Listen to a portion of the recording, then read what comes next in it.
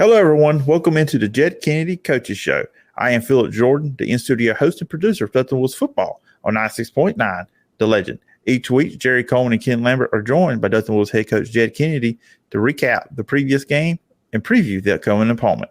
Tonight, head coach Jed Kennedy looks back at the Dothan Wolves' previous game against the Enterprise Wildcats and previews tomorrow's big matchup in a must-win game against Opelika on the road. We got to take a quick break, but when we return, head coach Jed Kennedy will be joined by Jerry Coleman and Ken Lambert right here on 96.9, The Legend.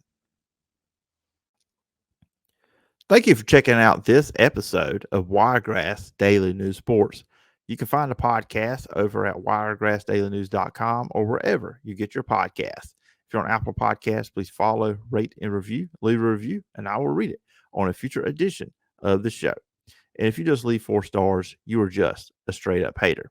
You can follow me on social media over at pjordansec. You can email me at sportstalkphilipjordan@gmail.com. Coach, this opened up 2 weeks ago, went over to Enterprise at the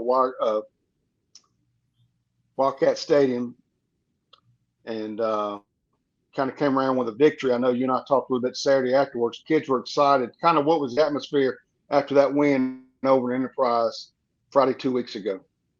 Well, obviously it was a huge win for our program. Enterprise is, one of the top, 7-8 teams. They've been ranked in the top, 6 or 7, even as high as 4 all year. And to go into their place and what was just an awesome atmosphere. There was a lot of people there, and they're a really good football team. And to be able to come out with the win, that was certainly huge for our program and huge towards us staying alive in the playoff hunt. And, with that being said, we got to make sure that we don't have hangover. The bye week probably happened at a pretty good week for us. We had good practice last week, practice Tuesday, Wednesday, Thursday with hard practices, intense practices, and, kind of had the weekend to get ready, and then we're back to practice again on Sunday. So, like I said, just a huge win. I mean, obviously, Enterprise the last 3 years has kind of been able to get after Dothan, and again, it's not an easy environment to play in. It's they've got 4 or 5 Division I football players, a lot of them on defense, and for us to go in there and I think if you take away the 2 long runs they had, we did a great job defensively, and offensively we knew it was going to be tough going. And hit the plays when we needed to hit them. Yeah. Coach, it was Jerry and I talked about kind of the atmosphere. I think coming into that game, it felt oddly quiet as the game got started. But as you look back, it really was a game of momentum. Obviously, you come out, you had the momentum, you score first, go into the half 7-0. But wow, it seems like Enterprise at halftime really. What I saw third quarter, they were just really more physical than they had played in the first half. And I know that Sam Broadway took some shots, and you saw some of our guys kind of run off the field a little bit differently. But then the momentum changed, obviously, on the big play. But that was a game of back and forth where the big plays really changed, not just the score of the game, but the way it played out after those as well. Yeah, it was it was obviously an intense game. I told the kids getting up 7, I should say taking the lead early was going to be huge in that game. The other team, I think both coaches would have probably said it wasn't going to be 56-48. It was never going to be that kind of game. Both teams pride on running the football. Both teams have really good defense, and I think that's just a recipe for a low scoring game. And like I said, we that trick play, we knew we were going to have it at some point. We thought it was great coming back. The momentum when they tied it up on that, they had that long run. It was on a 3rd and long. What's crazy is, it's come back to, really 1 or 2 plays. And, if we get that stop on that 3rd down, they probably punt, maybe we run the clock out, but they made an unbelievable. I mean, the winner's kid's unbelievable. Made an unbelievable long, whatever it was, 70-some yard run. And, you could just feel the momentum shift. And our thought was, if the play works, the momentum's not going to be a factor because we're going to grab it back so fast that they didn't even know they had it. And that's really, really what happened. And then, they went on a long drive, and we were able to just get one stop enough at the end there. Yeah, I think on that play, Barnes throwing to Corbett, there was one of those you could see it developing, and it almost felt like slow motion in our minds where you get to the point you're like, please catch it, please catch it, because you could see it was going to be a huge play. And so credit to both those guys on a good throw and a catch and great run afterwards. So, and a good play call from a coaching standpoint as well. Lucky it worked that time. Coach, as Ken said, from a physicality standpoint, it's probably a tough game kind of in the trenches. From kind of so far this year, 8 games in, how would you kind of rate the physicality of that game versus games we've played so far this year? Well, I think, if you look at it, there's, we've played, 8 football games, and I think that, that's as physical as any game we've played. I think that obviously Central's really, really physical and talented. Auburn's physical, and I thought Baker was physical, so I think that was, their defense is really, really good. Talking about Enterprise. I mean, they, the Fred Vila kid at D-line is just kid's just a difference maker. He's as hard to block as anybody we've played really in the last couple of years up front, and they've got really good, big physical linebackers. And, if you think about there's times they had 4 Division I players on the field, 2 safeties, Keon Dunlop's going to Indiana, Eric Winter's been off everybody in the country, John Tavius Hooten's, got Division I offers at linebacker, and Fred Vila does at D-line. So, there was times there was 4 out of the 7 kids out there were Division I football players. So there was times it was tough going. What's crazy is we got the ball down to the 30-yard line 2 or 3 times and got away with no points, got ourselves behind the chains. And, I'll take responsibility for that. Got to call better plays to put us in a better position. But our kids battle. And that's the thing that I love about our kids is, we always talk about we're never out of the fight, regardless of where it's at. We're just going to, whether we win a game or lose a game, our kids are going to play physical. They're going to play really, really hard. And we take great pride in that as a program. I take great pride in that as a coach. And, I think that it's just a recipe that if you do that, you're going to be in a lot more football.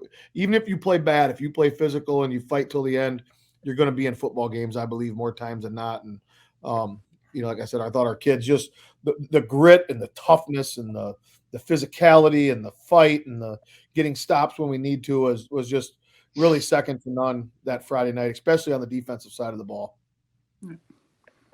Coach, you've talked about this a lot, obviously, all through the year, and especially in a defensive game like we saw against Enterprise, was turnovers. And so you did not turn the ball over, yet you forced 3 fumbles, I believe, for Enterprise, was able to come away with one of those. So that played big in terms of protecting the ball and minimizing the penalties. And in a low-scoring game like that, that played a huge, huge dividend. Yeah, I was looking at it actually last couple.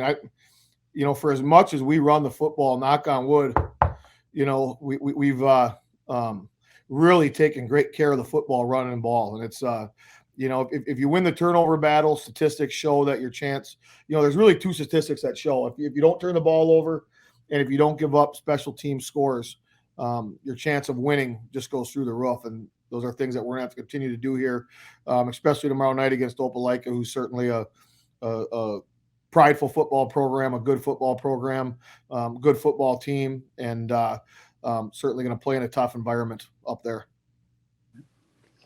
Coach, you mentioned Fred Vila, and I know just kind of watching from our viewpoint, he kind of moved strong side, weak side where he wanted to go. Did that change your play calling at all? Kind of was it just us, or was he moving both sides of the strong and weak side most of the night? No, he played all over. He stood up. He played strong side, weak side. He had his hand on the ground. There's times he didn't. And, we certainly had some things that, he's a really good football player. And, there's just times that we thought we had to double team him. And, I think our kids did a good job of making the adjustments regardless of where he was. We kind of figured they were going to do that. That's kind of their kind of MO, and they have a player like that, they're going to move them around. And like I said, I thought we were ready for that. Again, even if you're ready for it, doesn't mean they're going to be easy to block, which he certainly wasn't. But, I think the thing was when we got down to the goal line, on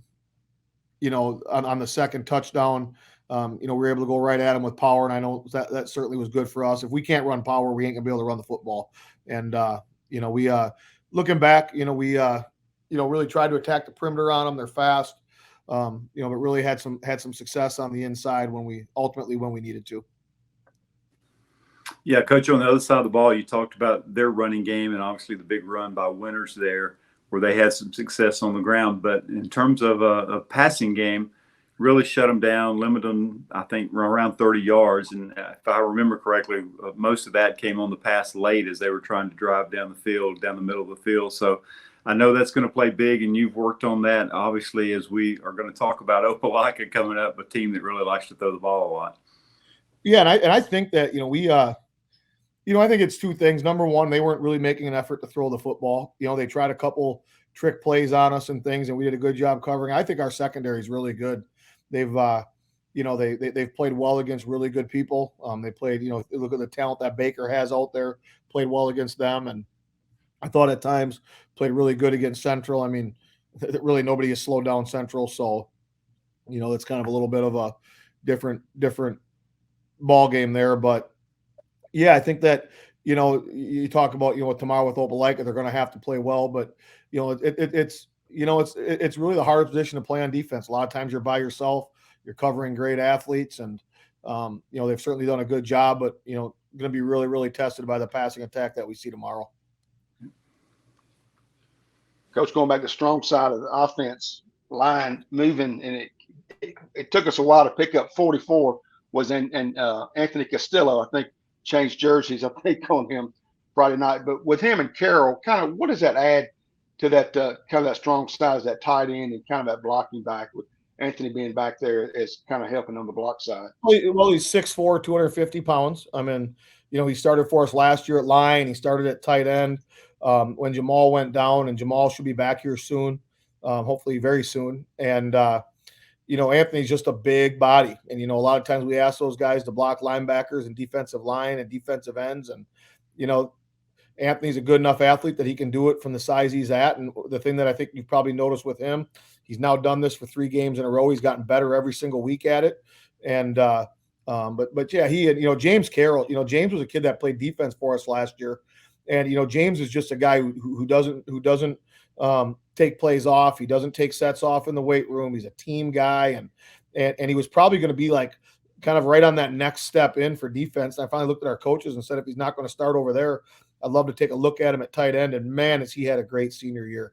Just an unbelievable, he's a great kid. He, like I talked about, he works really hard. He's smart.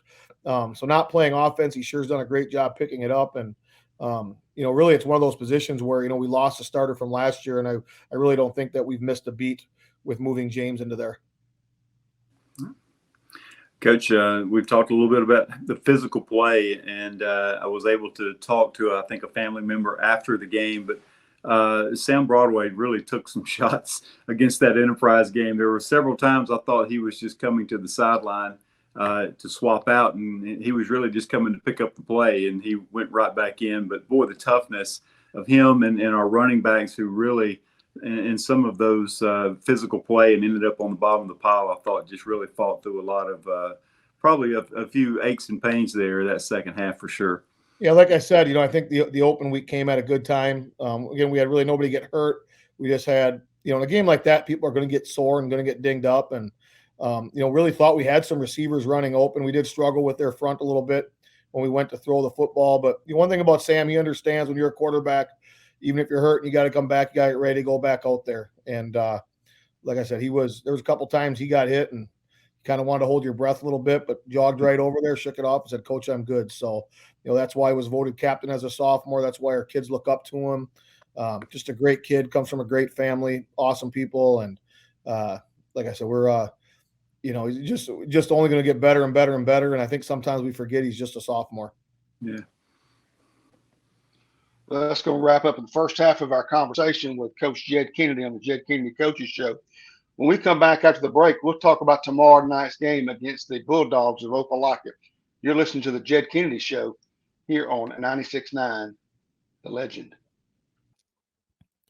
Thank you for checking out this episode of Wiregrass Daily News Sports. You can find the podcast over at wiregrassdailynews.com or wherever you get your podcasts. If you're on Apple Podcasts, please follow, rate, and review. Leave a review, and I will read it on a future edition of the show. And if you just leave 4 stars, you are just a straight-up hater. You can follow me on social media over at pjordansec. You can email me at sportstalkfieldjordan@gmail.com. Welcome back to the Jed Kennedy Coaches Show. And coaches, we get ready for tomorrow night's another travel week for the Wolves. Take on a Coach Eric Speakman, 4-5, I think now, 4-3 in region play, and the Opelika Bulldogs. Kind of your first thoughts of Opelika as we get ready to start this conversation. Well, I think that number one, it's one of the programs with great tradition in the state of Alabama. They've qualified for the playoffs, I think, up to last year, like 20 straight seasons. So I think that shows to me, the one way you judge people is the number of programs is, have they won over a long course of time? They have do that. I think if you look at their losses, they have 4 losses. They're to Thompson, who has 1 loss, Central, who has 0 losses, Auburn, who has 1 loss, and Enterprise, who has 2 losses. So they've got, 4 losses by a combined teams that are, 20 something and 5 or 4. So, it's certainly not your typical 4-loss team. It's a playoff atmosphere. The reality is the team that wins goes to the playoffs. The team that doesn't goes home. So, they've got a great defensive front. Their defensive line is really good, kind of very Central-esque as far as talented. They've got 2 great, just really, really good players, number 91 and number 96. Be as good as we've won against all year, and certainly have our work cut out for us. They've got a Division I quarterback who's selected to play in the Alabama-Mississippi All-Star game, so it tells you the kind of talent that he is. But we're certainly excited. We've had a great week of practice. Our kids know what's at stake. We really don't. With that being said, we don't really approach any week any different than any of the rest. We think that to grow this program and be a good football program, you've got to practice the same way every day. Our kids have done that. So on Sunday, we kind of outline, guys, here's what's on the table. We don't change how we practice. We don't go longer because, we are who we are. So with that being said, we've had a great week, and you hope we can get a lot of people up to travel to Opelika. It's a hard place to play from what I've heard. They get great crowds. It's loud in there, and we need to bring a great force out to Opelika from Dothan so we can make sure we're loud and proud from our side. Absolutely. Coach, you mentioned their quarterback, Gagliano, and we certainly remember him when they made the trip down last year. They like to throw the ball, and he's a pretty big kid. They have him listed, I think, 6'3", 215, but he's very mobile. And certainly we've seen some good quarterbacks this year when you think of Central and then the young man down in Baker as well. It seems like one thing about Gagliano, though, is they like to roll him out. The pressure of rolling him out and throwing on the run seems to be something that he excels at. So I think his mobility, certainly, I'm sure you've been planning for this past week in practice. Yeah, and he's running a lot more this year than he did last year. Last year, I probably would have almost classified him as more of a true pocket passer type quarterback, and they're running some zone read with him. He had a touchdown last week against Enterprise. They read it. He pulled it off the edge. Scrambling. He had a great scramble against Auburn on a 3rd and long. So, he's deceptively fast. But like I said, he's one of those things where he doesn't look fast, but people don't catch him, if that makes sense. Yeah. But he's really, really good. He's kind of I almost classify him as a gunslinger. He throws the ball at all different kind of angles. He sidearms it. He comes over the top, but throws a really, really good ball, and certainly has us worried with his capabilities tomorrow. Coach, it looks like Coach Speakman uses a lot of receiver in and out. He's got like 5 or 6, I think, that he runs all the time. What kind of bearing do you think that'll have off of our secondary, kind of playing with a 4, maybe 5 at all times, different players, but looks like they run a lot of kids in and out receiver-wise. Yeah, they do. They've got 2 really good receivers, number 3 and number 4, good players. They've got, really 2 big tight ends, number 86. Number 87 is actually the quarterback's brother. And they do a lot of different variations of different combinations. They'll have both tight ends there, no tight ends, 1 tight end, so certainly they present some challenges with their – the thing is they're still going to try to run the football. They're pride themselves in being physical. And, people always ask me what teams are the toughest to defend. Is it the teams that run or the teams that pass it? Well, at times it can be the teams that do both. And, that's what I think makes them scary is they'll run the ball, and then take a shot over top. So certainly going to have to be very sound on the defensive side of the ball. We're going to have to tackle, going to have to make them, not get beat up over top. And, like I said, I think with that being said, I think, our defense has really blossomed in to one of, what I think is, just a really, really good defense. We came in with a lot of question marks. We lost some really good players from last year, but man, they just continually week after week after week, just, bend at times, but just don't seem to break. Yeah.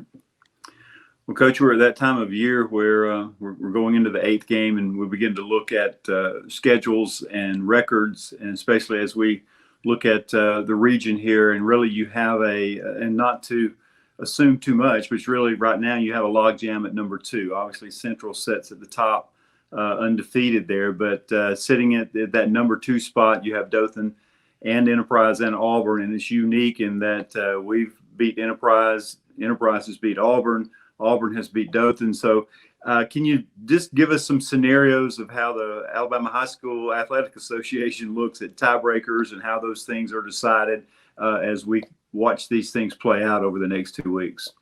Well, I think the first part is the easiest part. The winner of our game tomorrow night against Opelika is in the playoffs. If Opelika beats us, Central will be the 1, Enterprise the 2, Auburn the 3, Opelika the 4, I believe. If we're fortunate to go up there and get the job done, then there's a 3-way tie for second place, and it goes into a tiebreaker. We've all beat each other, and from the way we understand it, it all goes off your non-region opponents or records, and there's what ifs and these count and these don't. And our thing, we don't really worry about that. Just I know it's part, for the audience to understand kind of, but the reality is this: if we win, we get to play another. We put ourselves in position if we beat Jeff Davis, which I think would be pretty disappointed if we didn't, or Jag, I should say. So it's Friday's a playoff game. If the winner's going to play in the playoffs, the loser's not. It's that simple. So for a lot of people, the playoffs start in 2 weeks. Ours starts in 24 hours. Yeah. And I think the big thing is we told our kids that, Yeah. as anytime you're in a position to control your own destiny this late in the year, it's a great thing. We don't need help from anybody else. If we go out there and get the job done, we'll be a playoff team. If we go out there and we don't play well against a good football team, they'll move on. We don't. And, to me, that's what, I think football is all about. I would put this region against anybody in the state. If you look at it, we beat the number 2 team in the region down by Mobile, by 3 scores. I think Hoover's going to make the playoffs. Thompson beat them Auburn beat them by a couple scores. Central Phoenix City beat Hewitt-Trussville by a couple scores. It's just the depth in our region is so good, and that's what makes it, so hard. And there's going to be a really good football team that's staying at home. That's the reality of it. I just hope that we come out and play well. I hope we come out and coach well and put our best foot forward. If we go up there and play good and play physical and they beat us, we'll tip our hat and move on. But I also believe that if we play really good football like we have all year and take care of the football and run the football and hit our shots and tackle on defense and defend the pass, that we're a good enough football team to beat Opelika. Yeah, and Coach, you mentioned how strong our region is. Of course, last year, all 4 teams out of our region met the Mobile Baldwin County region and come back as winners and made it to the second round. And then, of course, we started playing each other again. But, Coach, you mentioned earlier, a good week to be off between week 8 and 9. You talked about, no injuries. Kind of was this in a perfect storm the best week to be off? Yeah, I think that any time that, you can, it's late in the year, you're still in the playoff hunt. You came off an emotional victory. You're a little bit banged up.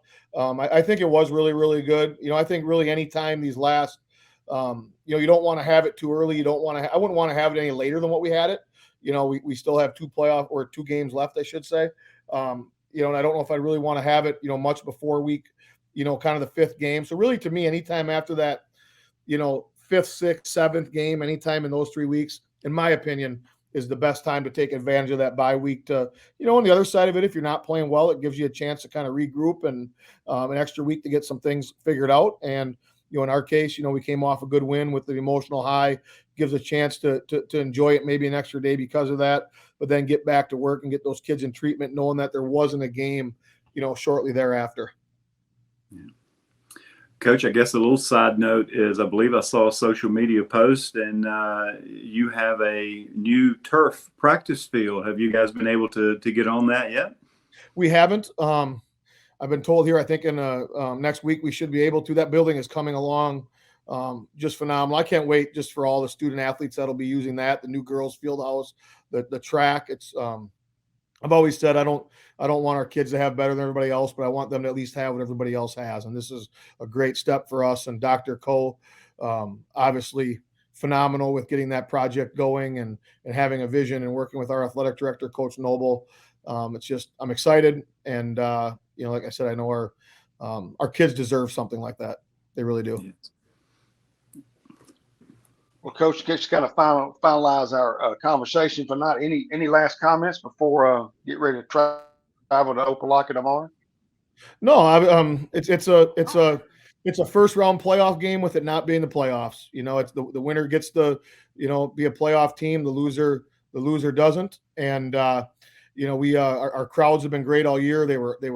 It was awesome over at Enterprise. It was awesome when we've been at home, and just encourage people to, it's nothing greater for our student athletes to look up in the crowd and see a great following of people coming to support them. And we have a brand of people a brand of football that's fun. I promise you, our kids are going to play their tails off. They're going to represent Dothan well.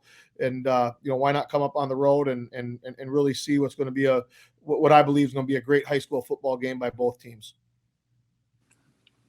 Well, that'll wrap us up for another week of the Jed Kennedy Coaches Show here on 96.9 The Legend.